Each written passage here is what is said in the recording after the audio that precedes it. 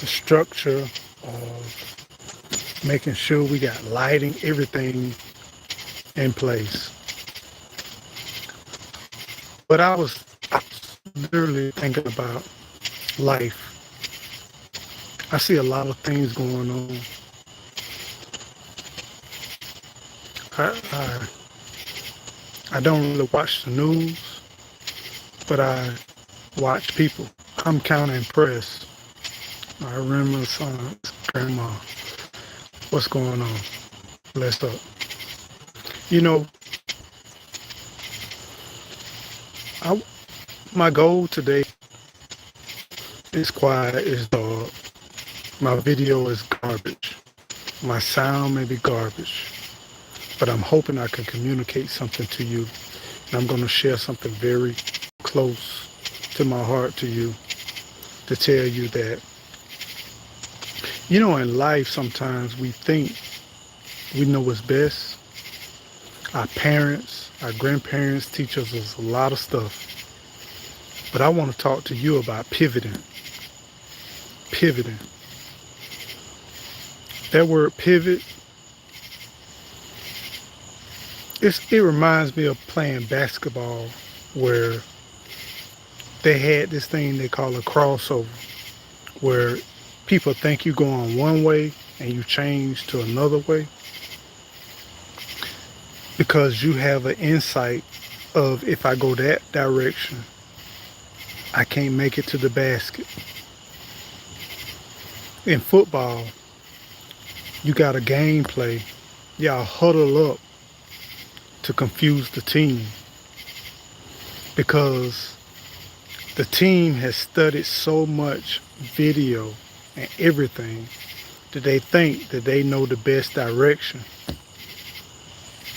And they watch your historical plays, and then they think they know which way you're going, but then you pivot.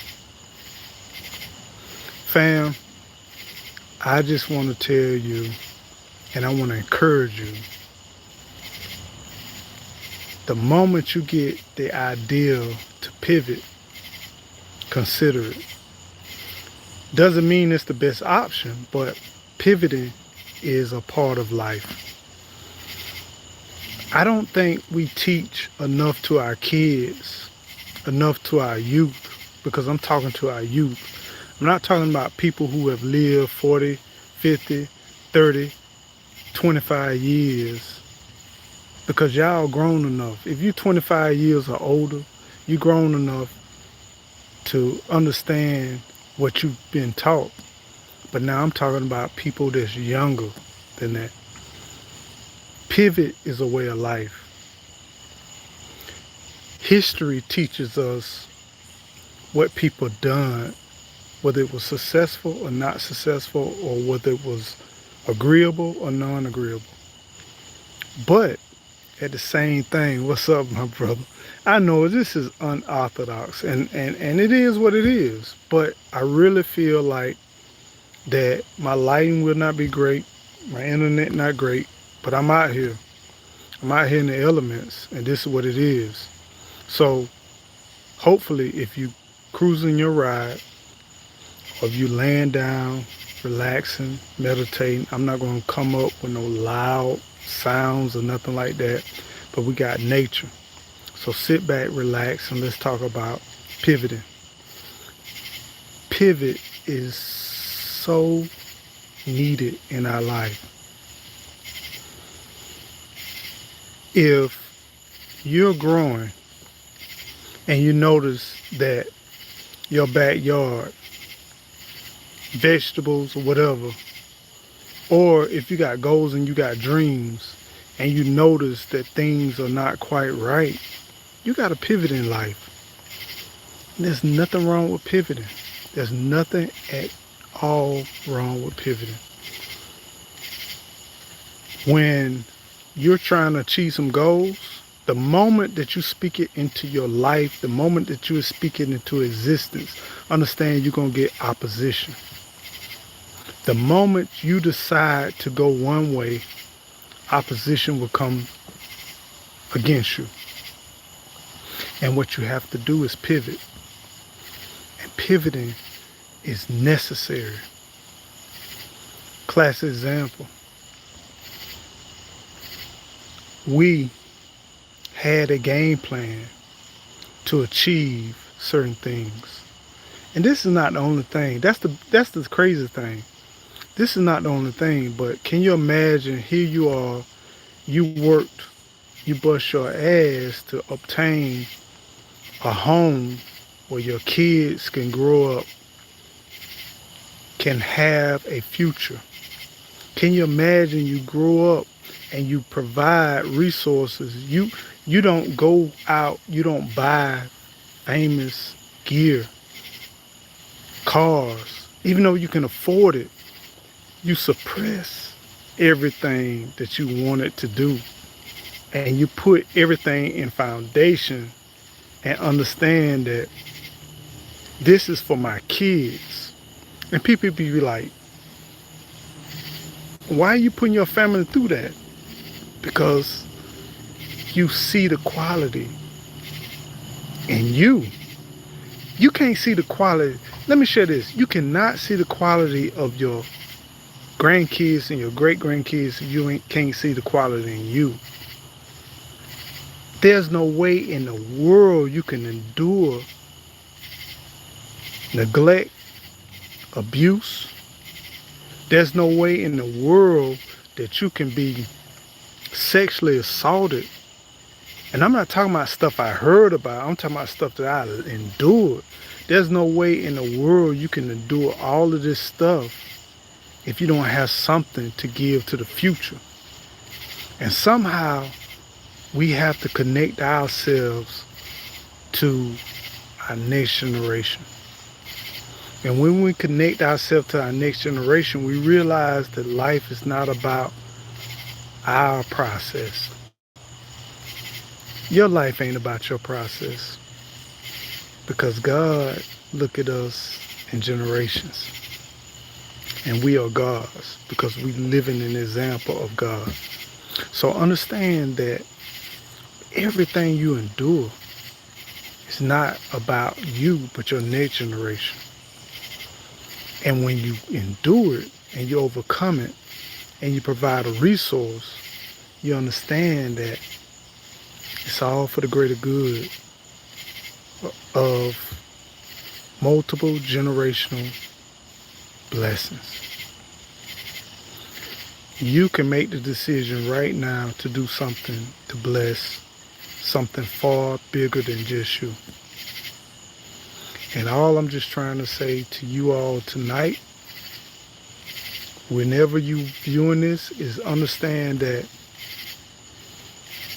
you are worth more than your desires and goals. The things that you think about, that you dream about, are so small compared to what you're going to leave.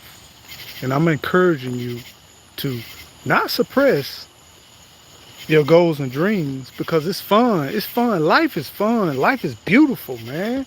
Life is joyous. But understand that what you're doing is the foundation and the groundwork for the next generation. And some people will say they're going to muddy it up. They're not going to respect it. They're not going to do this. They're not going to do that. But you as an individual, when have you had your second and third generation say, I left this for you? How many people can raise their hands and say that my great-great-grandparent left this for me? Let's stop. Let's stop this thing where we always thinking negative about our future. We always thinking about our historical background of what we've been through, and can't never paint a picture that's beautiful for our next generation. I want to leave something for my great-great-great-grandkids to say that he thought about me. He loved me. He cared for me. He sent something forward to me. a message. How many of us have 3 generations of grandparents to say, this is what my great-great-grandmother or father or auntie or sister or cousin left for me? There's a few, but there's very few. Think far past what we enduring. The little things that we think that we are doing can be monumental for our future, for our growth. But we got to make sure that we doing something greater than what we just doing. I mean, I got a retirement, I got a house, I got this, I got a car, I got a Maserati. Man, who cares about any of that stuff? When God blessed us with natural resources, minerals, herbs, land, health, and children, and nations. Love one another, y'all. Take care of one another. Let's get together. Let's help each other. And let's understand that, man, we can go and we can get all kinds of materialistic stuff, but that stuff don't matter. Understand that us loving one another and supporting one another and truly giving to one another, man, that changes life. That changes people. Sharing knowledge. Can you imagine if I shared with a stranger or a young kid or someone that didn't have a lot of resources? Can you imagine if I shared something where they can have some type of mineral, land, infrastructure, knowledge of being self-sustainable?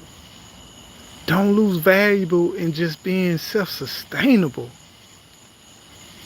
You can be homeless with nothing, but if you can self-sustain, you got the key to life.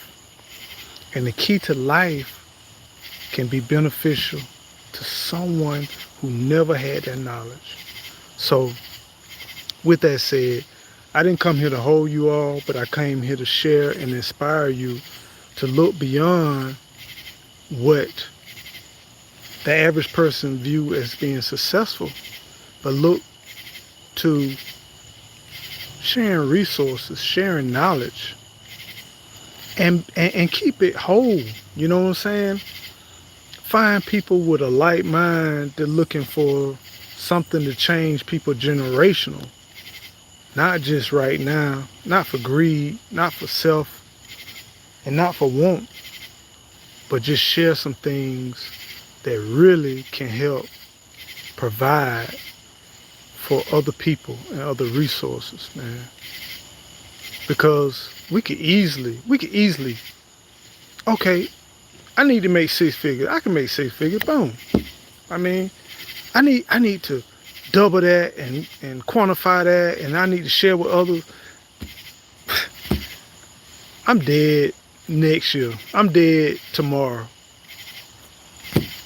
I made 6 figures, man. I own a 56 square foot house in Miami Beach, and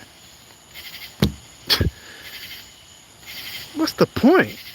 Somehow we need to understand that we need to provide value to our youth and to our next generation. And why in the hell should we gain all this stuff and then our kids have to start over from day one? This makes no sense at all. This makes no sense at all. Like, literally, I got, right now I bought 20 acres. Okay, I bought 20 acres.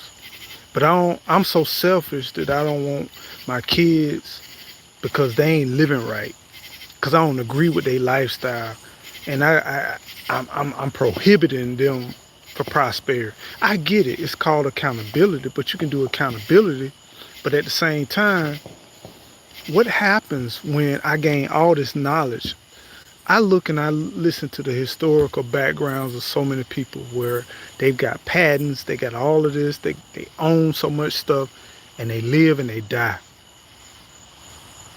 And no one other than them and being notarized, if people pay attention to, they achieve this or they achieve that. So what? If you were the first African American person to do X, Y, Z, or this and that, where does it bless the next generation? If my dad owned his own house, my dad owned his own cars, my dad retired with a great pension, my dad had all of this stuff, and then I become 21 years old and I gotta go and find a house, get a career, get a job, work on this job for 30, 40 years, figure out how to own a house. No one guides me, no one teach me how to obtain a house, how to get a loan for a house. No one helps me with none of this. What's the point in my dad achieving all of these goals? And I got to start from the beginning. And then I have a child that literally has to do the same. Got to figure it out. We got to figure it out. And even if my dad left a will and he don't give me a guidance on how to figure it out, I'm left with nothing. We got to change perspective. We got to change what we're thinking about. We got to change our goals. We got to change our mindset. If we want to change, my mama grew up and she had the opportunity to live in the best projects in Miami, Florida. She had the best opportunity to live in Goose, the bottom. It was the best project where there was one way in and one way out. Now imagine if she chose that option. But you know what my mom chose? She said, I'm finna go on back to Georgia. I'm finna go back to Georgia and work on the farm. And then we say that's slavery, that's this, that's that.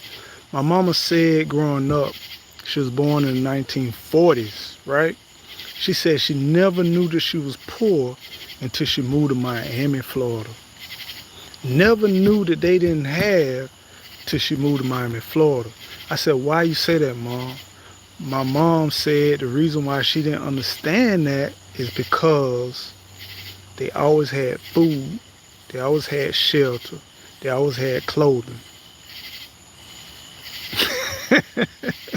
If you think about it, man, if you think about it, when you got a sense of community, you got food, you got shelter, you got clothing, it's not until you watch what others have and what others have portrayed that you feel like you're missing. We gotta have this sense of community. We gotta have a sense of love. You know, growing in your own garden says, dog, the price of collard greens went up, but I'm not affected because I got collard greens. The price of peppers went up. I'm not affected because I got peppers. The price of whatever you growing, it went up. I'm not affected because I got it. That's prosperity, y'all. That's living, that's growing. Some people only have small growth opportunities, and it's all good. It's all good. Know thyself and know who you are and know your worth and know what you have and embrace what you have. Embrace what you have. Embrace your blessings. Because at the end of the day, all we got is survival, man. All we got is survival. So my thing is, if you able to get up in the morning, move your head left to right, breathe in, breathe out, get up, and then move around, and then be able to take care of your family, you bless. You bless. And if you can't take care of your family at the time, find a means to do it. Get uncomfortable. Be uncomfortable. Because I've done it multiple times. If it ain't working right for me, get up and find another location. And it's okay. But one day at a time, God's construction. Amen. One day at a time. GT Jr., what's up, my brother? But yeah, take care of each other. Sunday, what's up? Much love to Sunday. Juicing with Jay, my brother. What's going on? Cassandra, F.R. Humphrey, much love. Cassandra. Y'all take care of each other. Love each other. Encourage one another. And stop making excuses for what's not working. And my message to you right now, and my whole point of this video is to tell you to pivot. Pivot. Pivot, pivot, pivot. Stop looking for the reasons why you can't do what you need to do, but pivot. It's like a running back running down the field. When they see a line of defenders coming, they gotta pivot. When you see certain foods are not available, pivot. When you see job market is not working well for you, pivot. When you see people are just coming into your world and destructing you and trying their best to stop you and block you, pivot. Pivot, y'all. Stop focusing on the blocking and focus on the pivot. Because pivoting will keep you alive. If we got bombs dropping from the sky, you better pivot. Pivot at all times. And be glorious and love yourself and embrace pivoting. There's nothing wrong with it. Nothing wrong with it. Doesn't make you less of a person. Does not make you feel like you're not like, I'm going to go through this. Yeah, you're going through it still. Even pivoting takes strength. So there's pivot in life, and pivoting takes strength. And my whole focus is to encourage you to keep on going. And just because you dodge don't mean you don't have no courage. Because it takes courage to keep on pressing on, y'all. And if we can do anything, let's help one another to motivate one another. Let's help one another to keep embracing life. And we don't determine what happens to us, but we do determine our next move. We determine our next move. And it's up to us to keep on growing at the same time. You know I love you. I wouldn't share this with you unless I did. So y'all keep maintaining, keep loving one another, keep sharing with one another. Hey, just Dorsch. Keep sharing with one another. Spoon with sunshine. Y'all just keep loving one another, FR. D Jackson. Take care. Be blessed. And keep on growing. Grow.